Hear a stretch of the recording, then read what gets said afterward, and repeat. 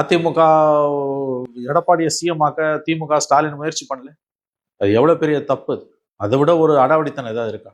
திமுக அண்ணா திமுகவும் கூட்டணியா விஜய் சிஎம் ஆகாம தடுக்கிறதுக்கு?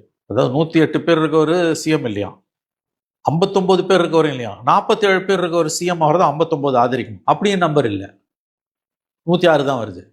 அந்த முயற்சி நடந்ததா இல்லையா? எடப்பாடியை சிஎம் ஆக்க திமுக ஸ்டாலின் முயற்சி செய்தார்கள் என்பதை எத்தனை பேர் உறுதிப்படுத்தியிருக்காங்க? ஐயுஎம்எல் காதர் மைதன் விழாவாரியா சொல்றாரு. அவர் பேசுறத பார்த்தாலே அவர் சத்தியத்தை பேசுறாருன்னு தெரியுது. மற்றவங்க எல்லாரும் பேசுறத கூட ஒதுக்கிடுங்க. அவ்வளவு விசுவாசமா திமுக கிட்ட 40-60 வருஷமா இருந்தவங்க. பிஜேபியோட ஒரு 4 வருஷம் அவங்க இருந்தப்ப மட்டும் அவங்க கூட இல்லை, மற்றபடி எல்லா காலத்திலையும் இருந்திருக்காங்க. மற்றபடி எல்லா நேரத்திலையும் எல்லா காலத்திலையும் இருந்தவங்க. அவர் சொல்றாரு, முதல் நாள் கூப்பிட்டு என்கிட்ட சொன்னாரு, ஸ்டாலினே சொன்னாரு எடப்பாடியை சிஎம் ஆக்க போற நீங்க ஆதரிக்கணும்னாரு. அடுத்த நாள் கூப்பிட்டு சொல்றாரு திருமாவை சிஎம் ஆக்க போற நீங்க ஆதரிக்கணும்னாரு. இதெல்லாம் ஐயுஎம்எல் காதர் மொய்தீன் சொல்றது. இதுக்கு என்ன பதில் சொல்லுவார் ஸ்டாலின்? அப்ப இதை நீங்க செஞ்சுட்டு அவங்க ஆள் பிடிக்கிறாங்கன்னு பேசுறதுக்கான தார்மீக உரிமை உங்களுக்கு எங்க இருக்கு?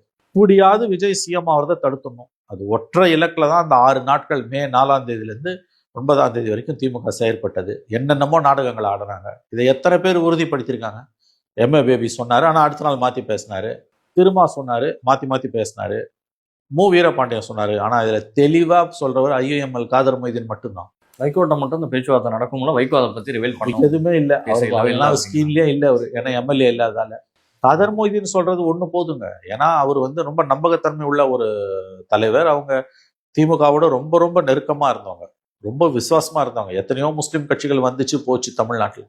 இங்க ஜெயலலிதா கிட்ட இருப்பான், அங்க கருணாநிதி கிட்ட இருப்பான், லெட்டர்பேடு கட்சிங்க, எத்தனையோ கட்சி. ஆனா ரெயின் ஆர் ஷைன்னு வாங்க, மழையோ வெயிலோ திமுகவோட மட்டுமே இருந்தவங்க.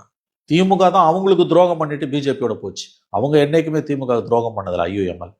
நீங்க அந்த காதர் மொய்தீனை போட்டு அவ்வளவு பேச்சு பேசுறானுங்க. அவர் தெளிவா சொல்றாரு, சீக்வன்ஸா சொல்றாரு.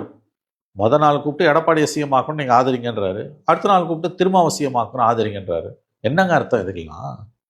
அப்ப இதற்கு என்ன திராவிட முன்னேற்ற கழகம் பதில் சொல்ல போகிறது? அவங்க நீங்க அதை பண்ணிட்டு இவன் ஆள் பிடிக்கிறான் அவன் ஆள் பிடிக்கிறான்னா, எதிர்கட்சியா இருக்கும்போது நீ ஏன் ஆள் பிடிக்கிறான்னா ஆளுங்கட்சி பிடிக்காதா? போலீஸ் இருக்குது, பணம் இருக்குது, எல்லாம் இருக்குது.